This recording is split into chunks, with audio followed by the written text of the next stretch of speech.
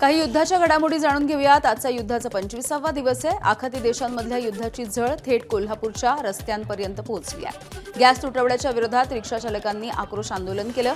गॅससाठी तासनतास रांगा लावत असल्यामुळे त्यांचा धंदा ठप्प झालाय। कोल्हापूरमध्ये घरगुती गॅस सिलेंडरसाठी रास्ता रोको आंदोलन। काही ठिकाणी गॅस पुरवठा सुरळीत तर काही ठिकाणी गोंधळाचं वातावरण। बुकिंग करून देखील घरगुती गॅस मिळत नसल्यामुळे नागरिकांचा संताप। आखाती देशामध्ये सुरू असलेल्या युद्धाचा परिणाम सोलापूरमधल्या रिक्षा चालकांवरती। एलपीजीचे गॅसचे पंप बंद आहेत। गो गॅसच्या दरामध्ये जवळपास दुपटीने वाढ झाली आहे। 49 रुपये किलोने मिळणारा गॅस आता 85 रुपये किलोपर्यंत पोहोचलाय। शहरामध्ये केवळ 3 पंप सुरू असल्यामुळे या पंपावरती रिक्षांची भली मोठी रांग लागली आहे। आखाती देशामध्ये सुरू असलेल्या युद्धाचा फटका आता रिक्षा चालकांना बसतोय। एलपीजी गॅससाठी पंपावरती रिक्षा चालकांना तासनतास उभं राहावं लागतंय। गॅसचे दर वाढले आहेत। भाडं परवडत नसल्यामुळे ऑटो चालकांचं नुकसान होत आहे। गॅस वेळेत उपलब्ध करून देण्याची देखील या चालकांनी मागणी केली आहे। परभणीच्या मानवतमध्ये घरगुती गॅससाठी ग्राहकांच्या रांगा। गॅस एजन्सीच्या बाहेर मोठी रांग लागताना दिसतेय। सिलेंडरचं बुकिंग झाल्याच्या नंतर देखील या रांगा लावताना बघायला मिळत आहेत। राष्ट्रीय महामार्गालगत वाहनांच्या रांगा लागल्यामुळे अपघाताची देखील भीती आहे। रायगडच्या कर्जतमध्ये घरगुती सिलेंडरसाठी नागरिकांनी रांग लावली आहे। भारत गॅस एजन्सी वितरण केंद्राच्या बाहेर सकाळपासून सिलेंडरसाठी रांगा। गॅसचा तुटवडा असल्यामुळे भीतीनं गॅस मिळवण्यासाठी नागरिकांची धडपड। सांगलीमध्ये 5 रुपयांनी एलपीजी गॅसचे दर वाढले आहेत। सांगलीमध्ये एलपीजीचा गॅस प्रति लिटर 85 रुपयांपर्यंत पोहोचलाय। रिक्षा चालकांना भुर्दंड बसतोय।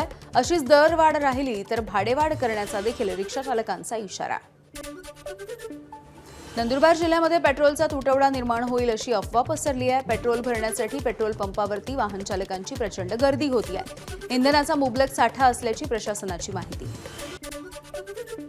पेट्रोलचा तुटवडा निर्माण होईल, पेट्रोल पंप बंद पडेल अशी नागपूरमध्ये देखील अफवा पसरली। भीतीपोटी पेट्रोल पंपावरती नागरिकांनी रांगा लावल्या होत्या। पेट्रोलसाठी तासनतास पेट्रोल पंपावरती उभं राहावं लागतंय। पेट्रोलचा तुटवडा नसल्याचं प्रशासनानं स्पष्ट केलंय। रायगडमध्ये चुलीवरचं जे जेवण आहे त्याच्यावरती पर्यटकांनी ताव मारलेला आहे। गॅसचा तुटवडा असल्यामुळे हॉटेल चालकांनी चुलीवरती स्वयंपाक करायला सुरुवात केली आहे। उन्हामध्ये चुलीवरती जेवण बनवताना महिलांना त्रास होतोय। गॅस पुरवठा होत नसल्यामुळे परभणीमधील 90% हॉटेल व्यावसायिक अडचणीत आलेत। मोठ्या हॉटेल चालकांनी मेन्यूमध्ये 40 ते 50% कपात केली आहे। गॅस नसल्यामुळे लाकडासह इलेक्ट्रिक शेगड्यांवरती स्वयंपाक करावा लागतोय। नागपूरमध्ये हॉटेल व्यावसायिकांकडून कोळसा शेगडीची मागणी होतीये। महिन्याला 1-2 शेगड्यांची विक्री जी होत होती ती आता दिवसाला 10 ते 12 शेगड्यांपर्यंत गेली आहे। बीडमधील प्रकाश घोलप या तरुण शेतकऱ्याकडून एलपीजी गॅसला पर्याय म्हणून बायोगॅस निर्मिती 10,000च्या एकरकमी खर्चामधून केवळ जनावरांच्या शेणामधून आणि पाण्यामधून ही बायोगॅसची निर्मिती करण्यात आली। महाविकास आघाडीच्या बैठकीमध्ये शरद पवार यांच्याकडून युद्धजन्य परिस्थितीवर चिंता व्यक्त झाली। युद्धाची भारताला बसत असलेली झळ यावरती पंतप्रधानांनी उशिरा भाष्य करणं ही योग्य बाब नसल्याचं शरद पवार यांचं वक्तव्य।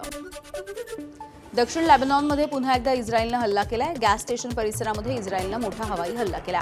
गॅस स्टेशन परिसराचं या हल्ल्यामध्ये नुकसान झालंय। इराणकडून इस्रायलवरती क्षेपणास्त्रांचा वर्षाव। उत्तर इराणमधल्या 180 ठिकाणी सायरन वाजले। आंतरखंडीय क्षेपणास्त्रांच्या माध्यमातून इराणने हे हल्ले केले आहेत। डोनाल्ड ट्रम्प यांच्या अकाउंटवरून या हल्ल्यांचा व्हिडिओ देखील जारी करण्यात आलाय। इराण लेबनॉनच्या सीमेवरती संयुक्त राष्ट्रांच्या शांतता मोहिमेच्या मुख्यालयावरती देखील हल्ला करण्यात आलाय। शांतता सैनिकांचा सुरक्षित ठिकाणी आश्रय। संयुक्त राष्ट्रांनी तणाव कमी करण्याचं आवाहन। इराणची राजधानी तेहरानमध्ये अमेरिका इस्रायलचे हवाई हल्ले। राजधानी तेहरानच्या अनेक भागांमध्ये स्फोटांचे देखील आवाज येऊ लागले। इस्रायली सैन्याचा बैरूतमध्ये हिजबुल्लाच्या ठिकाणांवरती हल्ला। बैरूतच्या दक्षिण भागामध्ये इराणने हवाई हल्ले केलेत। लोकांना परिसर रिकामा करण्याचा इशारा। अमेरिकन आणि इस्रायली तळावरती इराणचा क्षेपणास्त्रांनी हल्ला। कुवेतमधील अली अल सालेम, सौदी अरेबियामधील अल खर्ज आणि संयुक्त अरब अमिरातीमधील अल धाफ्रा या ठिकाणी इराणनं ड्रोनच्या माध्यमातून हल्ले केले।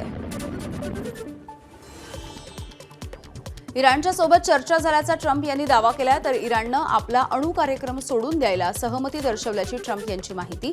तर लष्कराला वीज प्रकल्पांवरचे हल्ले टाळायला सांगितलंय ट्रम्प यांची माहिती।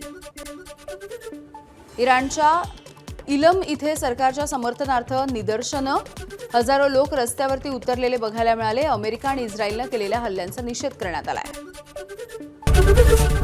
एबीपी माझा, उघडा डोळे बघा नीट.